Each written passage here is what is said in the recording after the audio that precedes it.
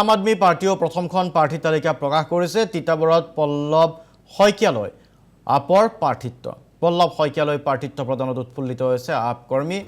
আপে দেওবাৰে ঘোষণা কৰিছে 14টা সমষ্টিৰ প্ৰাৰ্থীৰ নাম। আপৰ প্ৰাৰ্থী পল্লৱ শইকীয়া আৰু আমাৰ অসদিত সাংবাদিক তিতাবৰৰ চন্দন কলিতাৰ এক প্ৰতিবেদন।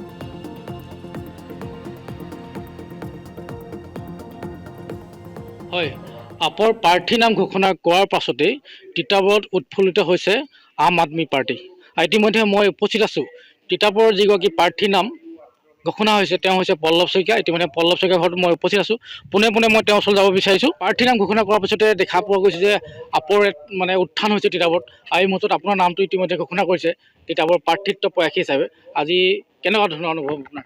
হয়, সৰ্বপ্ৰথমে মই মোৰ আপ যোৰহাট জিলাৰ সভাপতি শ্ৰী সূৰ্যমোহন দাস ডাঙৰীয়া আৰু আমাৰ ৰাষ্ট্ৰীয় ভাৰপ্ৰাপ্ত সভাপতি মহোদয়লৈ মই আন্তৰিক শুভেচ্ছা জ্ঞাপন কৰিছোঁ। মোক এই প্ৰাৰ্থিত্ব প্ৰদান কৰাৰ বাবে তিতাবৰ সমষ্টিৰ ৰাইজৰ ওচৰলৈ যাবলৈ আমাক এইখন সুবিধা দিয়াৰ কাৰণে আমি যথেষ্ট আনন্দিত আৰু আমি যথেষ্ট উৎফুল্লিত হৈ উঠিছোঁ। আমাৰ এই আগন্তুক 2026 বিধানসভাৰ নিৰ্বাচনত আমি প্ৰতিদ্বন্দ্বিতা কৰি আমি সফল আৰু জয়ী হ'ম বুলি আশা ৰাখিছোঁ। কি আশা আছে আপোনাৰ, কি প্ৰত্যাশা আছে আপোনাৰ, কি ক'ব? হয়, যথেষ্ট প্ৰত্যাশা আছে। আমাৰ ইতিমধ্যে আপোনালোকে মন কৰিছে তিতাবৰ সমষ্টিত যথেষ্টখিনি উন্নয়নমূলক কাম কৰিবলৈ বাকী আছে। ইয়াত উন্নয়নৰ নামত আমি একো দেখি পোৱা নাই।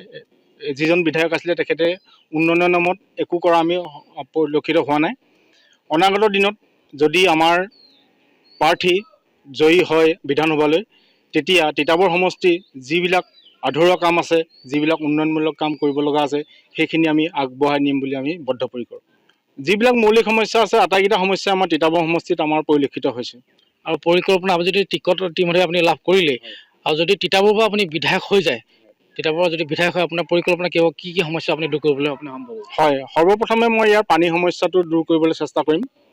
দ্বিতীয়তে আমাৰ কৃষকৰ যিবিলাক সমস্যা আছে সেইবিলাক আমি সমস্যা দূৰ কৰিবলৈ চেষ্টা কৰিম। তৃতীয়তে মহিলা আৰু শিশুৰ যিবিলাক সমস্যা আছে তেওঁলোকক মহিলা সবলীকৰণ আৰু আমাৰ শিক্ষা ব্যৱস্থাটো উন্নত কৰিবলৈ আমি চেষ্টা কৰিম। ৰাস্তা পদূলিৰ পৰা আদি কৰি যাতায়াতৰ পৰা আদি কৰি আমাৰ কৃষিৰ যিবিলাক অঞ্চল আছে সেইবিলাক আমি অলপ আগুৱাই নিবলৈ চেষ্টা কৰিম।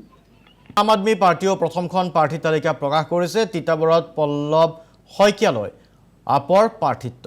পল্লৱ শইকীয়ালৈ প্ৰাৰ্থিত্ব প্ৰদানত উৎফুল্লিত হৈছে আপ কৰ্মী। আপে দেওবাৰে ঘোষণা কৰিছে 14টা সমষ্টিৰ প্ৰাৰ্থীৰ নাম।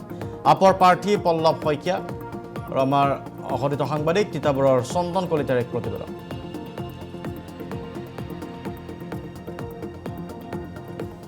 হয়, আপৰ প্ৰাৰ্থী নাম ঘোষণা কৰাৰ পাছতেই তিতাবৰত উৎফুল্লিত হৈছে আম আদমি পাৰ্টি।